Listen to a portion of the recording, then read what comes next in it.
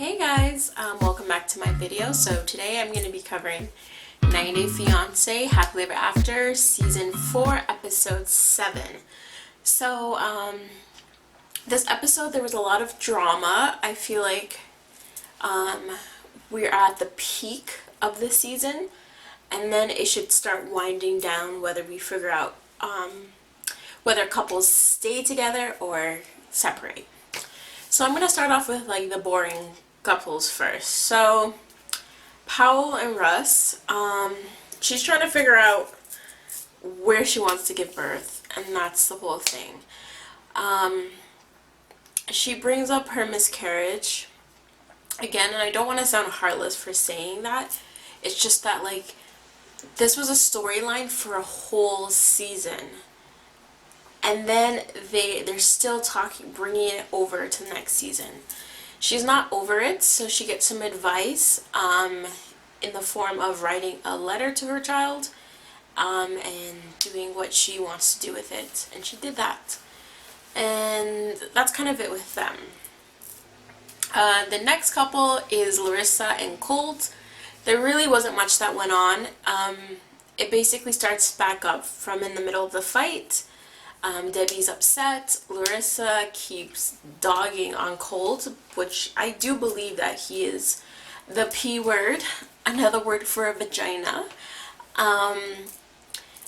He doesn't take sides out in the open, but behind closed doors, he's going to Larissa and talking to her. He's going to his mom and talking to her. And like him and Debbie have such a very unhealthy relationship because when Colt went to go and talk to her and ask her, like, hey, like, are you okay, and stuff like that, she was kind of acting like, well, it seems like you want to kick me out and you don't want to live with me anymore, and blah, blah, blah. I was like, yo, you're not talking to your girl, this is your mother you're talking to, and she's acting like that. They have such a different relationship, it's scary, and I think that if they don't separate and become their own people, their own person, Colt will never find anybody.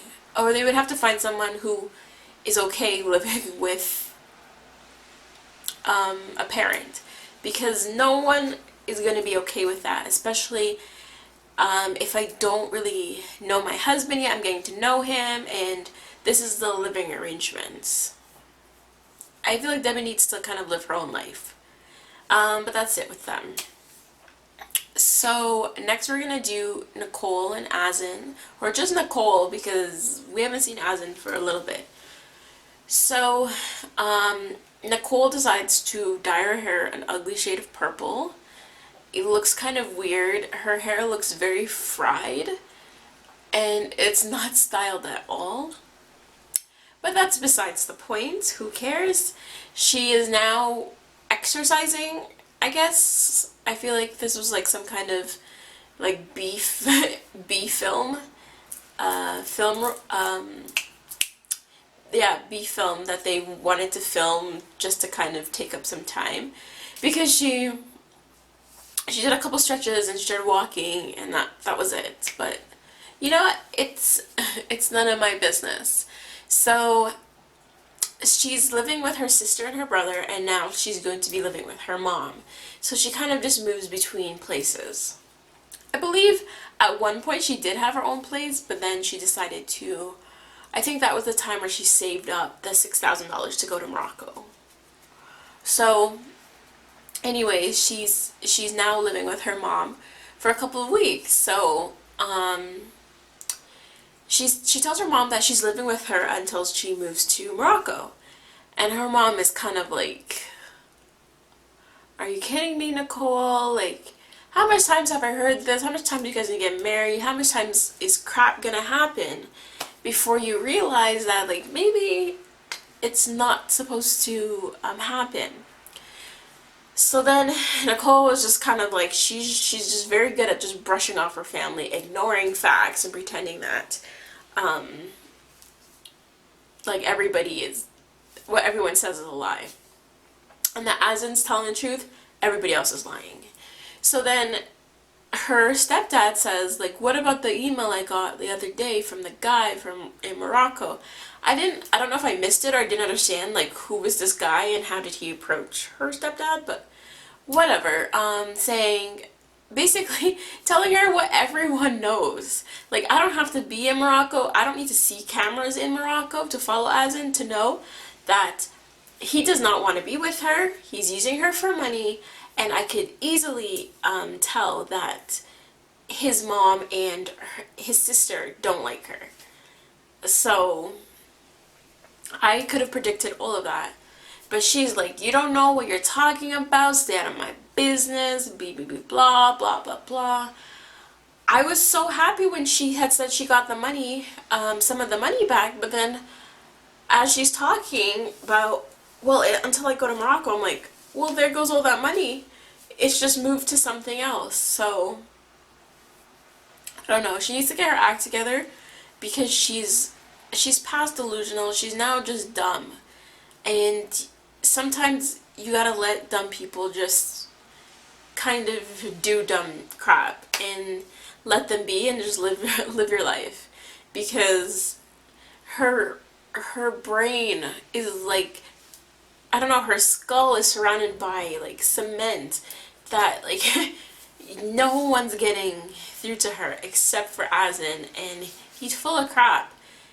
But you know what? Until the day he ghosts her, the day he stops talking to her, the day he throws her away, is when she'll believe that they're not together.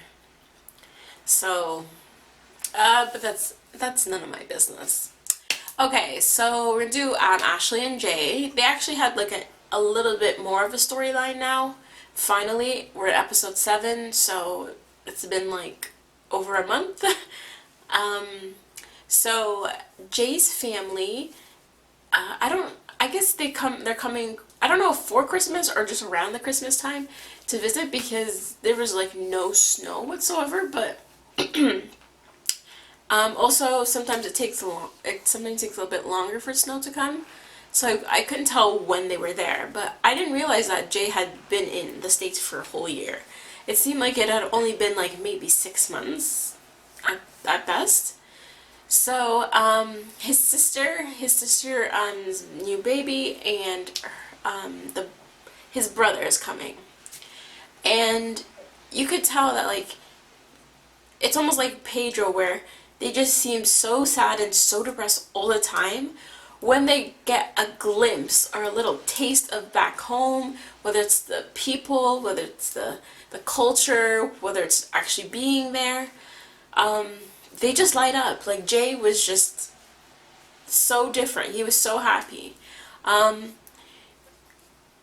Because Ashley decided to make it work. Jay was like, okay, so we're going into this kind of like a fresh slate. And he was so happy to show his family where he's living and like, you know, I'm living good and blah, blah, blah, blah. And Jay's sister is definitely the voice of reason. I think that she's very smart. She has a lot of good things to say. She gives good advice versus like, oh, well, that's my brother, so I'm on his side regardless if he's right or wrong. Hint, hint, Chantal. And I feel like she's the glue that holds Ashley and Jay together, and that is dangerous because you can't rely on someone else to keep a relationship together. Ashley goes into detail of what happened exactly. I don't know why his sister, Jay's sister, thought that Jay was gonna tell her the whole truth and made him look so bad and stuff like this. Obviously, he was gonna sugarcoat it a bit. I wasn't surprised to hear that. But I like that the sister had good advice to give Ashley, and I don't know. It's hard for me to believe in the concept of forgiving and forgetting, because you can't like wipe your memory clean. But that was kind of the message she had. So we'll see what happens. But I like seeing Jay a bit more happier than him bickering and Ashley throwing crap in his face. So you go back to Jamaica, I'm not doing this. She still hasn't applied for the adjustment of status, and she will hold that over his head until the day she actually does it. So it doesn't look like in present time that they're together or they're on the rock. So as far as I'm concerned, Jay's like never gonna be working in America, even though he actually wants to, unlike some other people. Anyways, so then let's get to the next couple. We have Andre and Elizabeth. So this episode, Andre is just, he's getting on my last nerve. He is delusional in a different way. He thinks that, I don't know, they live in La La Land and that money will just literally grow on trees and help him support his family. He goes to Elizabeth's father's house because, I don't know, Elizabeth said that her father wanted to talk to him, which I don't think that was the case, with an attitude, sitting there like, okay, so like, what are we talking about? Like, why are we here? Like, what are you doing? And I think her father was very polite with the way he was speaking, but Andre got very defensive, and when he gets defensive, it's like, he don't want to hear it, he don't want to hear it, I don't care what you have to say, I'm good, I'm going to be on my own, I'm fine, blah, blah, blah, which, that sentence would work if you had a job and a good income, but you don't have the, what people would call like fuck you money. So you can't just be like, peace, I'm gone and I'm good, because you're not. Your family's struggling. You barely, or I guess you don't have anything for the baby. And you guys went from not paying rent to paying rent. So I don't know. You tell me how this is supposed to work, because I'm not seeing the vision. I'm missing this vision where he's going to be supporting him and his family and stuff like that with the handyman job from Craigslist. I'm not seeing the vision. Someone tell me that the vision's going to work. Anyways, so that's a bad side to Andre, one section of it. And then you have Elizabeth, who constantly goes to her sisters because of how close they are, and her father about problems within their marriage. So God forbid they start talking about the problems that you keep coming with them. You keep coming to them with. That's what I meant to say. And then like, what are they supposed to do? Like, if you keep talking about how trash your man is, when I see your man and I think he's trash, you can't be surprised at that. You can't be like, no, he's not. So she does the same thing as him, where she gets very defensive and she doesn't want to hear it. She wants to kind of, I guess she's more spoiled than I expected, but she definitely wants to have her cake and eat it too. She wants to tell you about her problem and stuff like that. You give her a little bit of advice, but then you don't follow up or you don't mention it again. Like, that's not how it works. So I don't know. I'm just like, she is in her own land too. And then, so then an argument happens between her sisters at her sister's house. So then she leaves with Andre, and she's texting them back, and once again, she's now telling Andre her business. She's just spreading it to everybody, and she's mad that people have opinions and have crap to say. So then he's getting upset because you're talking to these girls who are making you upset, and she's like, I have to talk to them because they're texting me back, they're talking crap about me. And they're arguing, and Andre's like, put your phone down, put your phone down. She's not doing it and stuff. And he just snaps her phone. Which was uncalled for, unnecessary. You're driving, don't worry about that. Just ignore Elizabeth, let her huff and puff over there. But that was uncalled for, and I feel like, I don't know, I feel like this should be a wake-up call for Elizabeth, that I don't know if your husband can support you and take care of you guys. You might have to be a sugar mama if you might not necessarily have to be a sugar mama, but you have to be willing to take care of your man, because your man is not gonna take care of you unless you're relying on Craigslist handyman work. So that's it with them. So last but not least, we have Chantel and Pedro.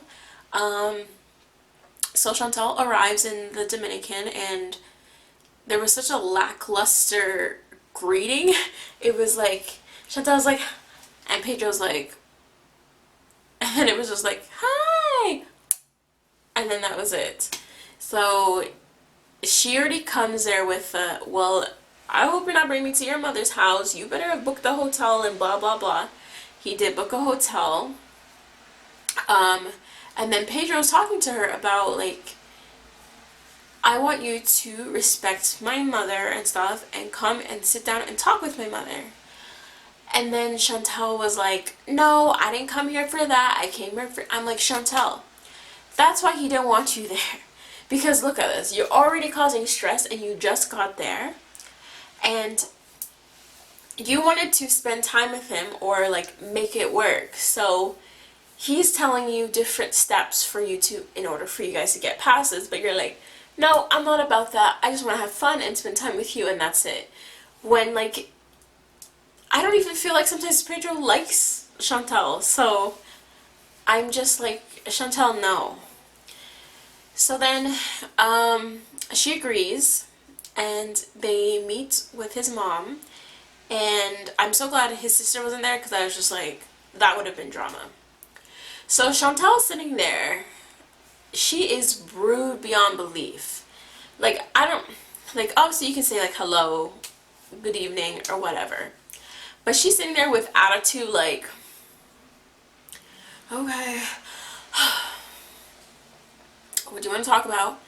So then his mom brings up, okay, the fight, and she's like, I'm not talking about this fight and stuff like this. It's in the past. Pretend it didn't happen, like blah, blah, blah. Which I'm like, Chantal, you don't understand. When Pedro's in America, the fight is brought up all the time in different ways. Sometimes it's brought up just like the fight itself. Sometimes, oh, Pedro is dangerous. I need a taser. Like, you're mentioning about table flipping. The fight is, you can't just pretend now it doesn't exist, because like, her family does not forgive him, and neither does his family. So like, why is she surprised? And I have to say, my hat off goes to Pedro, because he was actually manning up, and he was being a husband. He was being like, Colt needs to look at him for advice and guidance, because even though there was conflict, he decided, like, he knew where he stood. He was like, I'm going to be her husband at this time. So he's going to take her side. He's going to try to be there for her. It was, like, the talk initially was okay, and then it started getting a little bit rude, because Chantal, her attitude, and then his mom is like, I would have beat all you guys bums and blah blah blah. And like, I understand from his mom's perspective, because imagine, like, you let your kids travel somewhere and you find out that they're getting beat up by these people. Like, why would you want your kids to be around that? And plus, like, she saw Pedro's mood change. She saw how angry her daughter was. Like, as a mother, you would get angry too. So yeah, she got very angry, disrespectful, and stuff like this. She was saying like, well, even though like your family was not innocent, yeah, my family was not innocent, but she's not talking, she's yelling it. Talking about when Pedro's sitting down, like, move back so I can go see her and talk to her. And then they decide, what is Pedro gonna do? Is he gonna stay in his mom's house, or is he gonna stay with Chantal?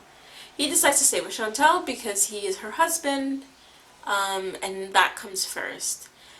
I want to see how, like, Chantal should see this as like a big move for Pedro. He came to the Dominican to relax, to be with his family, but because you came, he just left that all behind to be with you.